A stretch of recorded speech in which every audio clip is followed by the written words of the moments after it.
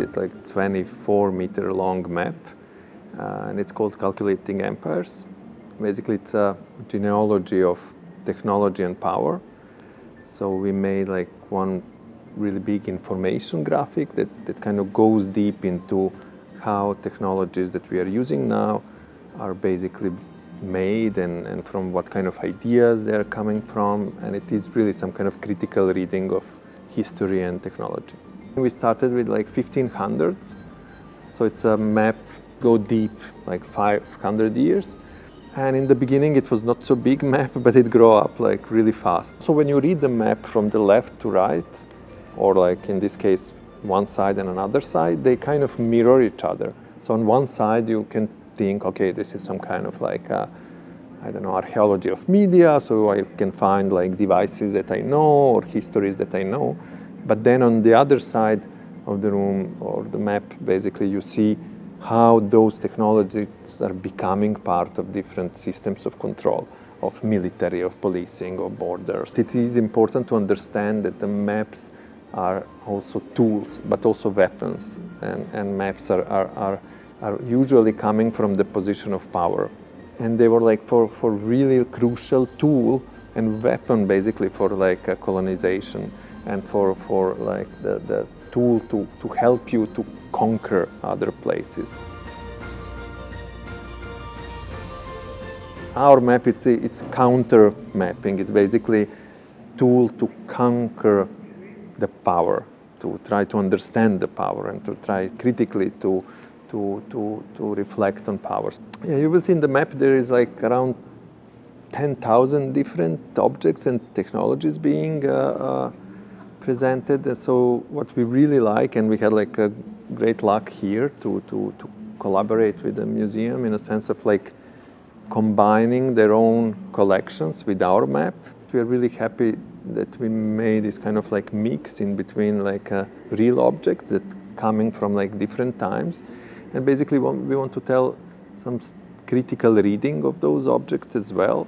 So on the first glance you will see a lot of plates or like stones and minerals, but in a way critical reading of that kind of histories, it's what is happening in the map. We usually don't pay attention on materiality of technology, but basically behind that it's like a planetary scale system of extraction. So if you start and do this kind of deep investigation into one single device, so for example mobile phone, then you understand that inside of this mobile phone you have like almost like 2/3 of periodic system of elements. And then if you go deep into that and try to understand from where those elements are coming, in that little device it's basically embedded like so many different forms of exploitation. You know? Once you start to think about like relation between materiality and technology, your worldview became completely different. When you start to understand that everything that we move in digital space also is based on some energy, it's based on some materials, on some metals, on some coal, burning of something. So I think that kind of like relation is like really important to understand and to think about. That our piece, it's on the beginning and at the end of the walkthrough. So we think like when you face this complexity and this amount of information in the beginning, you are going to be maybe confused, maybe overwhelmed by information. And then I think when you pass through the rest of the exhibition, you will have maybe different kinds of view to consume again this map on the way back. Different understanding of technology, different understanding of relation between technology and materiality. And I think this is like really conceptually great. I think more about them as some kind of games or like territories in games in which you find your way out or find your way through. So it's not some kind of linear narrative. So every visitor can start from wherever and end wherever it wants. And I really enjoy listening or like seeing people exploring the map.